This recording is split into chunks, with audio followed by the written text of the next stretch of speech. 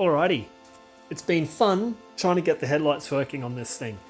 I've ripped apart a lot of the wiring loom coming from the chassis to try and work out how these old lights work. I've installed H4 globes.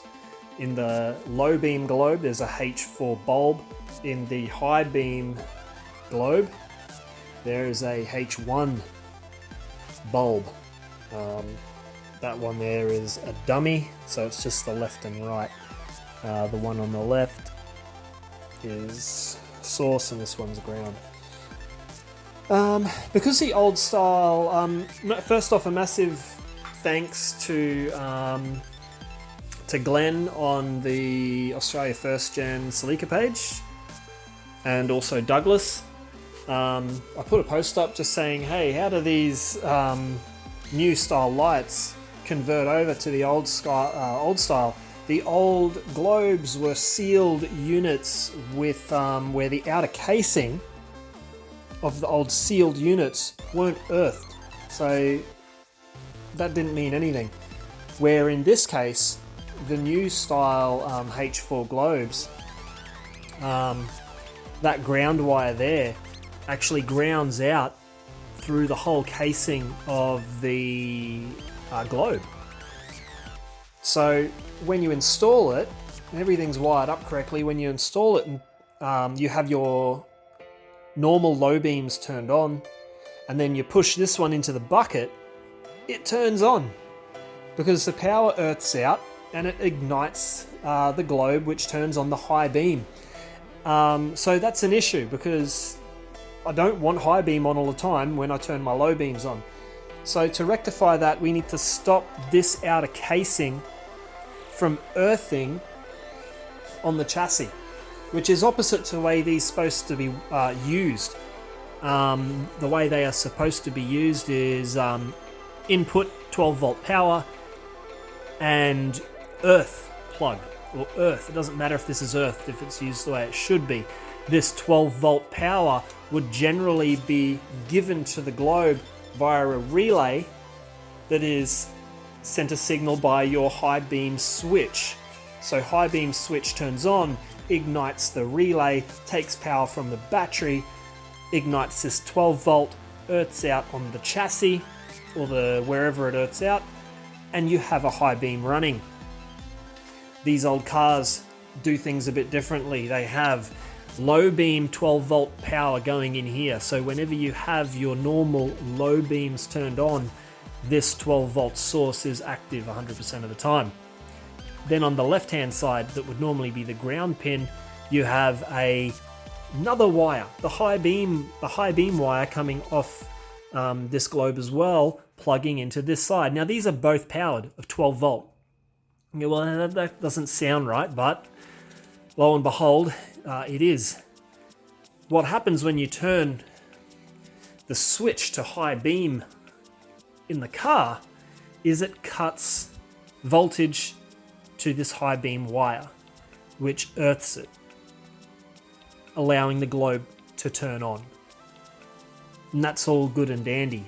So when this is earthed, the light turns on because you've turned the switch at the front of the car. Like I said before, the issue is, let's push this into the bucket, it earths out on the metal, and then I have a on light.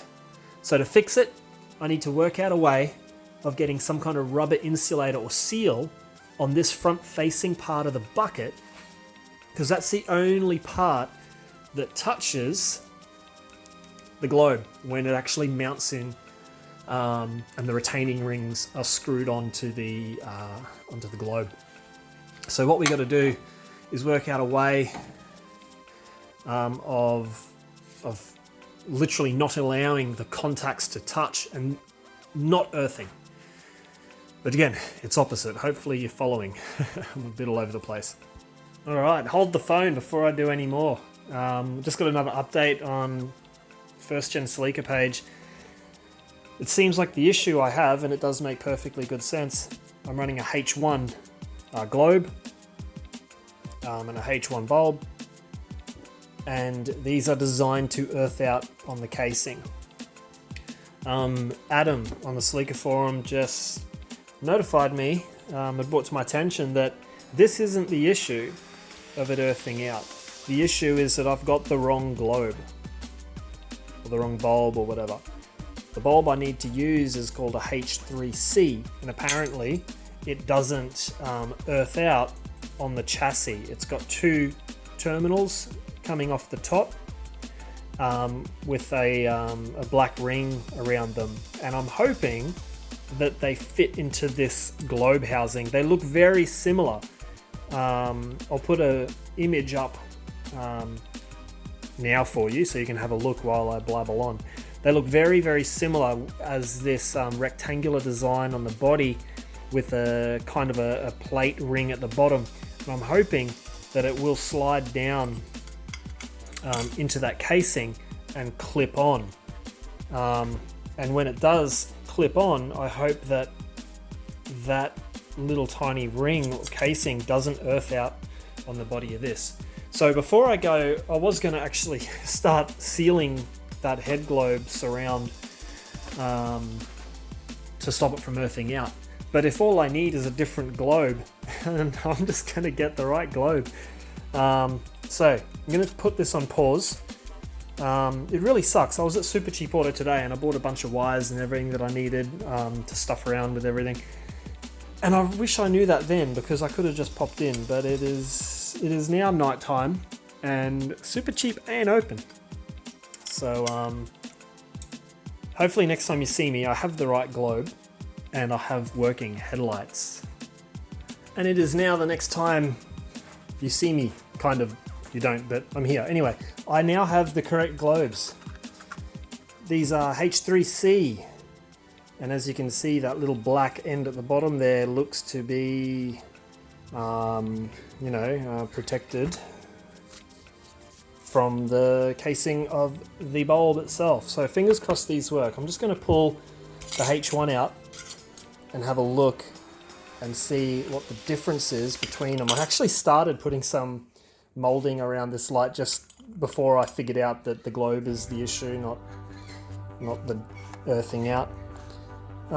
So they look very, very, very similar, except I'm hoping that that part there doesn't earth out on this. I'm also hoping that this H3C globe fits in the H1 globe socket. So let's see if that is a thing or not. Alright, so if anyone wants to do this, beware. The H3C globe I have, the bulb end is too big for that little end there, where the H1 has a much smaller head on it. But it's not the end of the world. I am going to drill that out with a Dremel. This is just a little bit of metal here. I'm not going to go right through and hit the glass, so I can just Dremel that a bit wider. It looks like the height is going to fit through that rectangular looking slot, no problem. And then also, I hope, like I just said, I hope that this little flange piece here, when it's touching this metal plate, I'm hoping that that doesn't earth out. A way I can test it is by plugging in the two power leads that I was talking about. These two suckers, one low beam, one high beam. I can plug it in here, and then all I need to do is ground, oops, good camera work, Ben, is ground that flange against the bodywork. And if that shorts it out, then I know I'm going to have an issue and I'll have to put like a little rubber grommet or spacer between the mounting point, etc, etc. So I'm going to test this now and I'll get back to you. Then I'm going to, if it works, I'm going to open up the inside of that little hole there and make it fit. So let's see. All right, so good news is that it works as it should.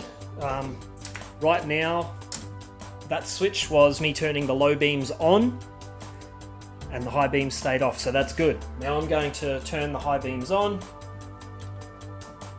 Happy days. High beams work. So the light itself works fine. Now I need to work out if this touches this little open bit of metal that I have here while it's on low beam only, and if it lights up, then I'm in trouble. So let's see what happens when I do so.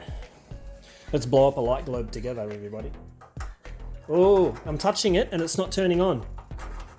Oh, that's really good. Pretty excited. If this was the H1 globe, doing this would have turned it on. So that's superb. I guess all I really have to do is make this fit the H1 housing by opening it up a little bit, and we're good to go. So I'm going to do that right now. I'm really happy that I don't have to use this piece of insulation I put on the globe, because I personally thought it would have got pretty hot against the globe when the high beams were on, and that could have caused melting issues, and then finally actually melted through it and contacted against the body anyway, making what I did useless and giving me no lights at night time when I'm driving down the highway. Not too sure what piece to use. I'm going to try this little stone piece, see if it can just drill that out a tiny bit.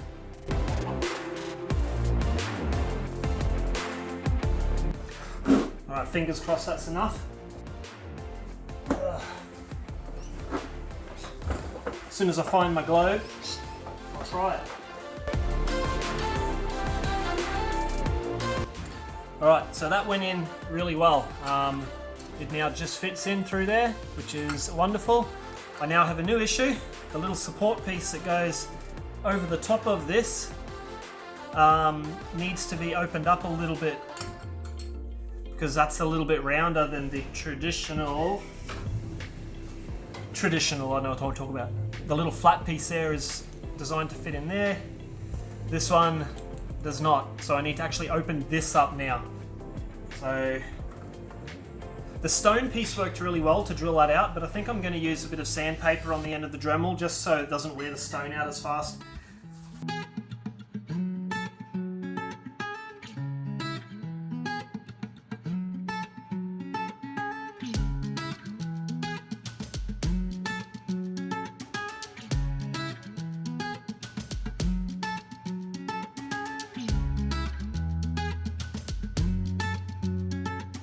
Alright, so a little tiny grinder piece on the end of the Dremel works really well.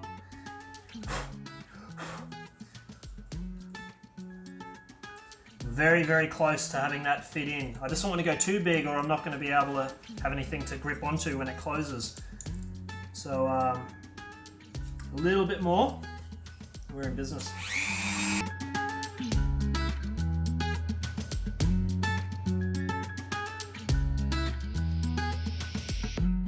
So we're pretty good. I just opened up that. It's not that neat, but I don't really care. That fits through there. So this should clamp down into place pretty well now. Here we go. This will be fun. There we go. There we go. Look at that. That is successful. I now have a H3C globe fitted to a H1 7-inch round housing. I'm going to do one more test fit on the car, install it, see if I don't blow anything up. Fingers crossed. Alright, so what we want here is when I earth this outer case against the chassis, I do not want this light to turn on, because right now I'm in low beam only. So let's see.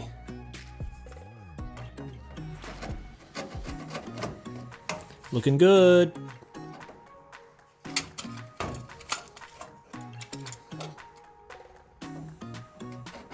Sweet.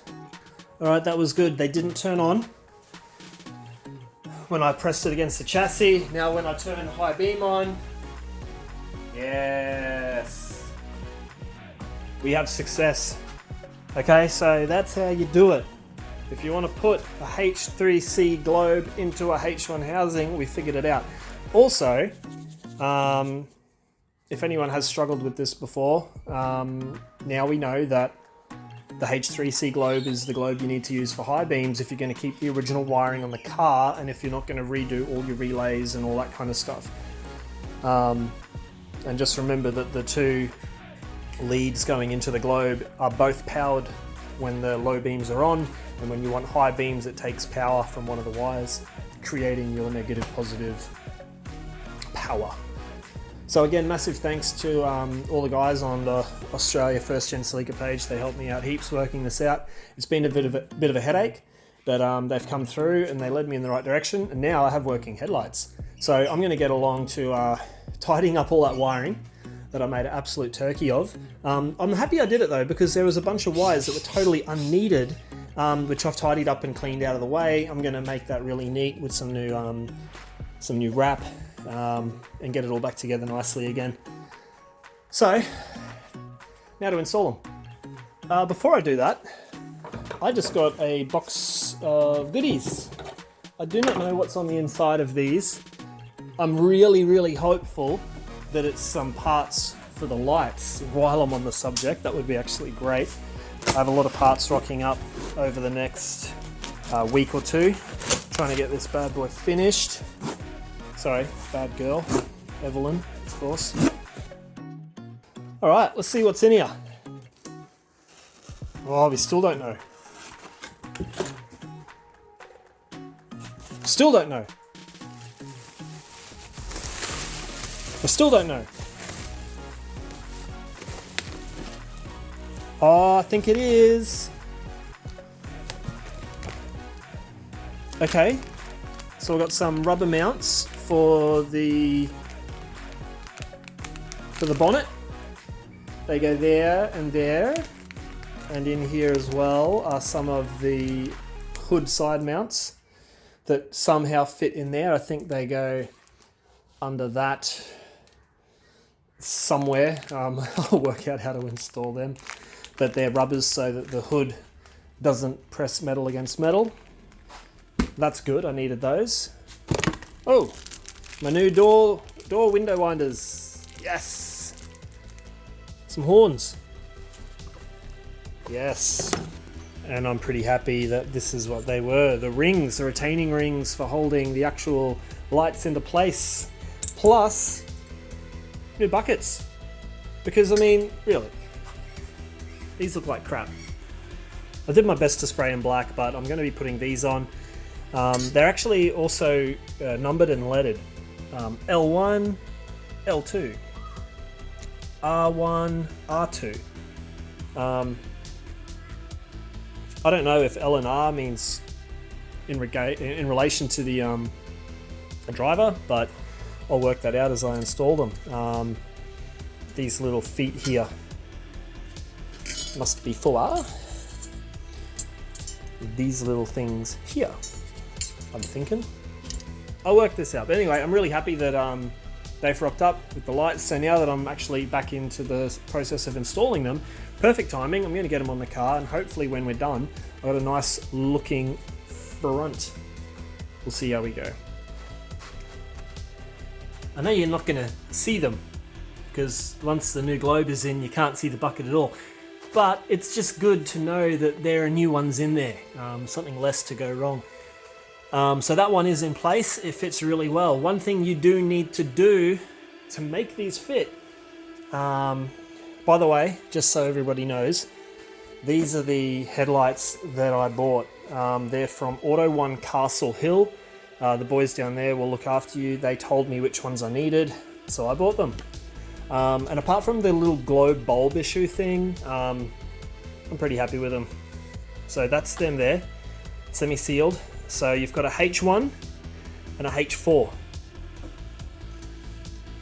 The H4 is the one that adapts the H4 globe. The H1 is the one that adapts the H1 globe, which we've converted to a H3C.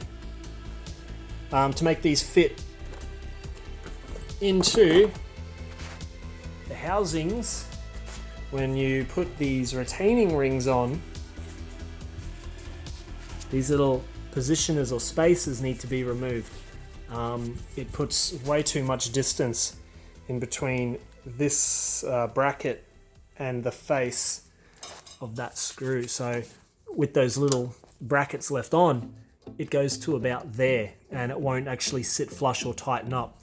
But with the brackets off, they sit nice and flush against that plate. So you have to snip them off. They come off real easy with a good pair of side cutters. You just snip them around. and that'll give you the depth needed to get them all deep in there. So I'll see you in a sec once they're all installed. Just quickly again, chopping those little tabs off the side of the actual globes was also a very good idea because they don't always fit in these little tiny lugs that are given, plus the depth is too deep, all that kind of stuff. So you just tighten them up, kind of just touch tight, and it gives you an opportunity to rotate the globe to where it sits perfectly flush, or where you're happy with it. And then where you're happy, or when you are happy and everything's kind of lined up, you can just tighten up the screws. And hallelujah, we have working lights now, so that's a big relief. I still haven't cleaned up my wiring. I've just kind of mounted them in place. They still need to be leveled, which is very easy to do with the adjustment screws on the top. So right now that's on low beam, everything's hunky-dory.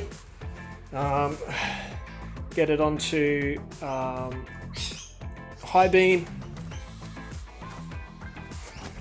And we have 4 high beams, which is great. So I am chuffed with that. I'm going to get along on a few other things, get around to putting these on.